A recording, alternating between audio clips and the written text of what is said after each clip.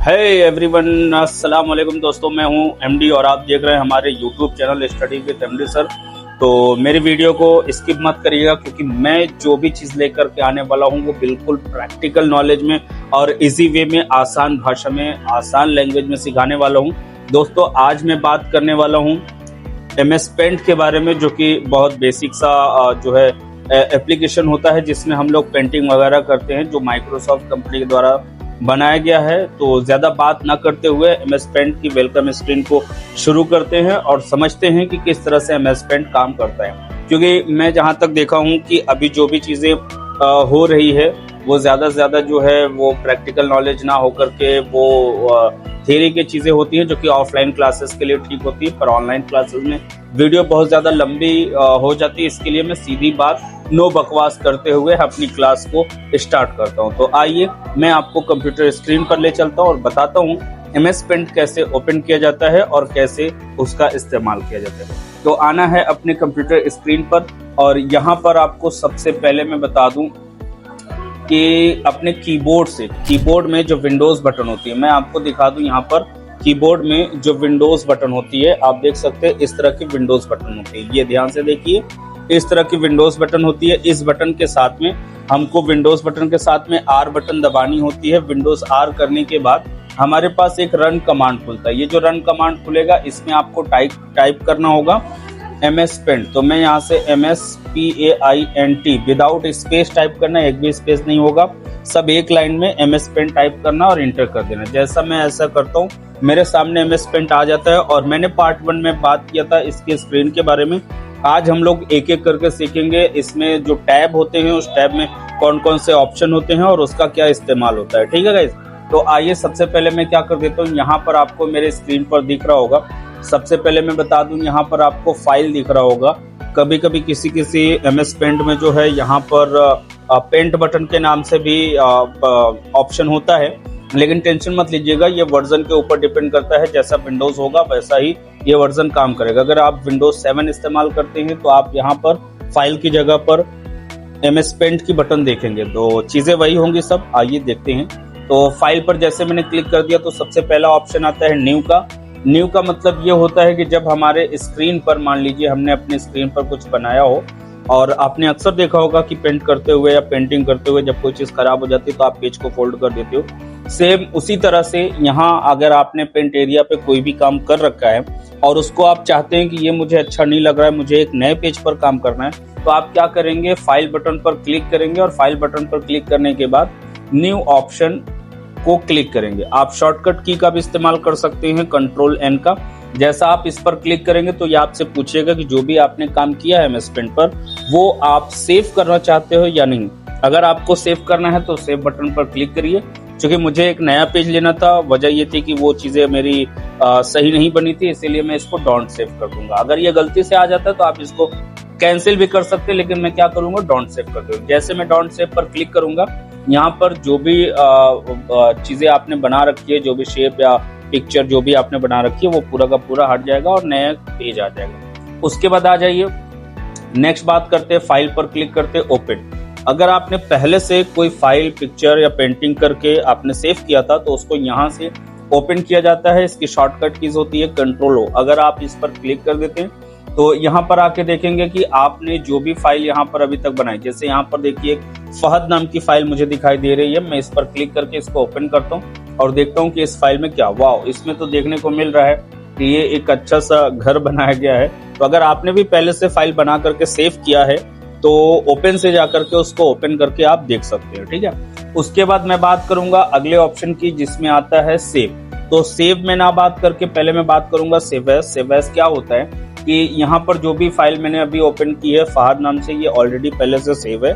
और save as का इस्तेमाल हम उस फाइल पर करते हैं जब कोई फाइल पहले से सेव होती है, उस पर कोई एडिटिंग या कोई चेंजेस करके हम वापस से जब सेव करते हैं तो हमको डुप्लीकेट फाइल की भी जरूरत होती है। तो हम लोग क्या करते हैं, पहले सेव करते हैं और सेव की गई फाइल पर फिर से काम करके उसको सेव एज करते हैं। तो दोनों फाइलें हमारी मौजूद होती है, जो सेव किया है वो भी और जो सेव एज किया है वो भी। लेकिन अगर आप सेव कर देंगे तो एक ही फाइल आपको दिखेगी, चाहे वो पहले वाली फाइल हो या फिर आपने कोई करेक्शन किया है उसके बाद वाली फाइल हो। तो यहाँ पर मैं सेव एज वाली बटन पर क्लिक करूंगा, लेकिन उससे पहले मैं यहाँ पर कुछ चेंजेस कर देता हूँ। जैसे यहाँ पर देखिए कहीं नाम नहीं लिखा है, तो मैं यहाँ पर कहीं एक जगह पर नाम लिख देता हूँ, जिससे मुझे आगे सेव एज करने में और आपको बताने में आसानी हो। तो मैंने यहाँ पर लिख दिया एक नेम, मैंने यहाँ होम लिख दिया है।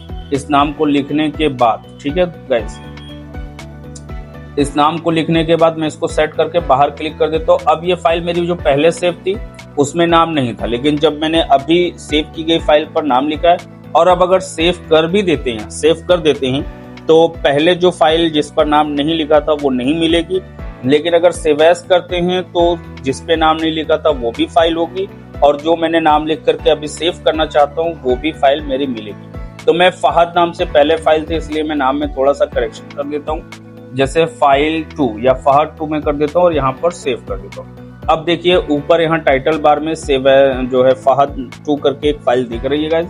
तो ये देखिए मेरी फाइल सेव हो गई है। अब अगर आप देखेंगे ओपन करके इसको, तो यहाँ पर देखिए रिसेंट पिक्चर में दिखा रहा है फहद 2 और फहद 1। अगर आप फहद पे क्लिक करेंगे तो ये विदाउट नेम फाइल होगी, और अगर आप यहाँ पर फहद 2 पर क्लिक कर देंगे तो वो फाइल होगी जो मैंने सेव एज का इस्तेमाल करके किया था, जिसपे होम मैंने लिखा था। ठीक है, तो सिंपल तरीके से कहूँ, सेव एज का यूज हम करते हैं पहले से सेव की गई फाइल पर काम करके उसको फिर से सेव करना, या डुप्लीकेट फाइल तैयार करना, ये दोनों यूज हो सकता है। उसके बाद आ जाइए यहाँ पर सेव का मतलब क्या होता है। जब हम कोई नई फाइल लेते हैं और उस पर अगर हमने कोई भी चीज बना दिया, लाइक जैसे मैंने यहाँ पर एक स्टार बना दिया, स्टार बनाने के बाद इसमें मैंने अपना पूरा जो भी मेरा पूरा वर्क है, कंप्लीट वर्क है, वो मैंने कर दिया। इस पे लाइक मैंने कोई कलर वलर डाल दिया।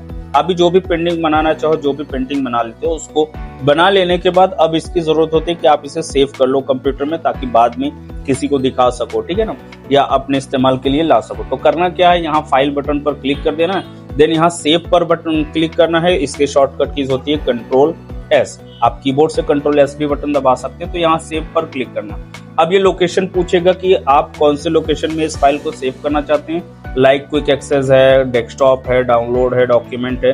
तो वैसे जो इसकी नॉर्मल सी फाइल होती है, या अगर मैं बोलूँ तो बाय डिफॉल्ट ज्यादा से ज्यादा डॉक्यूमेंट ही होता है, बट आप अपने हिसाब से लोकेशन सेलेक्ट कर सकते हैं। जैसे मैंने डेस्कटॉप सेलेक्ट किया और यहाँ पर मैंने फाइल का एक नाम बता दिया। जो भी फाइल का नाम देना चाहते हैं वो दे सकते हैं। जैसे मैंने यहाँ पर एक ट्रायल, क्योंकि मैं ये कुछ बना नहीं रहा हूँ, मैं सिर्फ ट्रायल कर रहा हूँ, इसलिए मैंने यहाँ पर ट्रायल लिखा और सेव कर दिया। अब आप ये फाइल सेव हुई है कि नहीं ये कैसे पता करेंगे, तो यहाँ सबसे ऊपर टाइटल बार में आप देख सकते हैं, पेंट से पहले आपके फाइल का नाम अगर दिख जाता है तो आपकी फाइल सेव है। तो हमने देखा सेव और सेव एज क्या होता है और दोनों में डिफरेंट क्या होता है। फिर उसके बाद अब हम बात करने वाले हैं प्रिंट की। प्रिंट क्या होता है, अगर आपने कोई भी फाइल बनाई है, जैसे यहाँ पर मैंने दिखाया आपको कि मेरे पास एक होम बना हुआ है जो कि देखने में भी काफी अच्छा लग रहा है। अगर आप चाहते हो इसे पेपर पर, यानी कि अगर मैं बोलूँ तो हार्ड कॉपी में प्रिंट करना चाहते हो, तो आप इसको क्या कर लोगे, पेपर पर प्रिंट करने के लिए फाइल बटन पर क्लिक करना है, सीधे चले जाना है फाइल पर और प्रिंट पर चले जाना है, और प्रिंट पर जाने के बाद यहाँ प्रिंट नाम का ऑप्शन दिखा दे रहा है, आपको इस पर क्लिक कर देना है। और यहाँ पर जब देखो, अभी मेरे पास कोई प्रिंटर मशीन नहीं लगी हुई है, इसलिए यहाँ पर फैक्स दिख रहा है। जब आपके कंप्यूटर से कोई प्रिंटर कनेक्टेड होता है तो यहाँ पर प्रिंटर का ऑप्शन आता है कि आप किस प्रिंटर मशीन से इस फाइल को प्रिंट करना चाहते हैं। अगर ऐसा नहीं होता है तो ये फाइल प्रिंट नहीं होगी, क्योंकि आपका कोई भी प्रिंटर मशीन कंप्यूटर से कनेक्टेड नहीं होगा। तो अब आ जाइए गाइज, यहाँ से सीधे आपको क्या कर लेना, प्रिंट कर लेना और प्रिंट करके ओके कर देना। अगर मेरे पास प्रिंटर होता, मैं किसी भी वीडियो में एक दिन ये भी जो है वीडियो शूट करूंगा, जिसमें मैं आपको एक कंप्लीट प्रोसेस बताऊंगा कि आपको प्रिंट कैसे करना है, प्रिंट की जो सारी सेटिंग्स होती है वो सब कुछ कैसे करना है। तो बने रहिए हमारे चैनल पर, जाइएगा नहीं, क्योंकि अगर आपको कंप्लीट इन्फॉर्मेशन या कंप्लीट नॉलेज लेना है कंप्यूटर के बारे में, तो मेरे चैनल को सब्सक्राइब लाइक जरूर करना, तभी तो आपको ये सारी जानकारी मिल पाएगी, वरना आप इधर उधर भटकते रहोगे और आपका कुछ नहीं होगा। तो चलिए सीधी बात, नो बकवास करते हुए और आपकी क्लास को स्टार्ट करते हैं। यहाँ पर जैसा कि मैंने बता दिया आपको गाइस कि फाइल बटन पर जब भी आप क्लिक करते हैं तो ये जो मेन्यू आता है फाइल प्रिंट मेन्यू, ये तो मैंने बता दिया है। अब देखिए यहाँ पर फ्रॉम स्कैनर और कैमरा होता है। फ्रॉम स्कैनर कैमरा का क्या मतलब होता है, अगर आपका कोई कैमरा आपके कंप्यूटर या लैपटॉप से कनेक्टेड है, या आपका कोई प्रिंटर है जिसमें स्कैनर अटैच हो, वो आपके कंप्यूटर या लैपटॉप से कनेक्टेड होता है तो यहाँ पर ये ऑप्शन हाईलाइट होता है। अगर ऐसा नहीं होता है तो जो है ये चीज़ें हाइड होता है, आपको इस ऑप्शन का इस्तेमाल करने को नहीं मिलेगा। तो अभी मेरे पास ना तो कोई कैमरा कंप्यूटर से कनेक्टेड है और ना तो मेरा कोई स्कैनर या प्रिंटर कंप्यूटर से कनेक्टेड है, इसीलिए ये ऑप्शन जो है हाईलाइट नहीं हो रहा है। मैं बात करूंगा अगले ऑप्शन की, जिसका नाम है सेंड इन ईमेल। जो भी पिक्चर आपने यहाँ पर देखी, जो भी पिक्चर आपने इसको बनाया है, अगर आप चाहते हैं किसी को ईमेल पे भेजना तो आप क्या करेंगे, यहाँ से सेंड इन ईमेल पर क्लिक करेंगे। अगर आप ऐसा करेंगे तो देखिए मेरे कंप्यूटर में क्या दिखा रहा है, Microsoft Office Outlook no profile have been created, यानी मेरे पास कोई भी आउटलुक की जो प्रोफाइल है वो क्रिएटेड नहीं है। तो इसका इस्तेमाल जब इंटरनेट की वीडियो बनाऊंगा तो उसमें बताऊंगा कि कैसे भी किसी भी फाइल को अपने ईमेल तक या ईमेल के जरिए किसी को आप ट्रांसफर या भेज सकते हो। तो चलिए गाइज, अब बात करते हैं यहाँ पर फाइल पर। फिर अगला ऑप्शन जो हमें देखने को मिलता है वो होता है सेट एज बैकग्राउंड, यानी कि जो भी पिक्चर हमने MS पेंट में बनाई है इसको बैकग्राउंड में किस तरह से सेट करेंगे। तो इसके लिए आपको फाइल पर क्लिक करना। जैसे ही आप सेट एज बैकग्राउंड पे आएंगे, यहाँ पर 3 ऑप्शन आपको देखने को मिलेगा। पहला ऑप्शन होगा फिल, जो पूरी तरह से यहाँ पर फिल हो जाएगा, भर जाएगा। जैसे यहाँ पर आपको दिखा रहा है, नीचे लिखा भी हुआ है fill the entire screen with the picture, यानी कि पूरे पिक्चर के साथ पूरे इंटायर टेबल पर ये चीज जो है फिल हो जाएगी। और दूसरा ऑप्शन दिया है टाइटल का, तो इसका मतलब ये होता है कि title the picture so it repeated and files the entire screen, यानी पूरे स्क्रीन पर ये क्या होती है, टाइटल में रिपीटेड होती है, यानी कि बारी बार वही सारी पिक्चर लगती है। तो यहाँ पर दिया है सेंटर। तो तीनों ऑप्शन में से जो आपको बेटर लगे वो आप कर लीजिएगा। एक एक करके ट्राई कर लेते हैं। जैसे यहाँ पर अगर मैंने फिल कर दिया तो आज जब मैं अपनी होम स्क्रीन पर चले जाता हूँ, यहाँ पर देखिए कंप्लीटली पिक्चर ये क्या हो गई है, पूरे स्क्रीन पर, एंटायर टेबल स्क्रीन पर ये फिल हो गई है और अच्छा भी लग रहा है देखने को, ठीक है ना। उसके बाद अगर आप चाहें, वैसे तो मैं बोलूंगा कि यही बेस्ट ऑप्शन है आपके लिए, लेकिन अगर आप चाहें तो यहाँ पर फाइल ऑप्शन पर क्लिक करके आप इसका जो सेटअप है वो चेंज भी कर सकते हैं। लाइक टाइटल, अगर मैं टाइटल रखता हूँ तो क्या इफेक्ट आ रहा है, चलो वो बता देता हूँ। टाइटल में ये देखिए पूरी पिक्चर नहीं आ पाती है, जिसकी वजह से आपको प्रॉब्लम होगी लगाने में।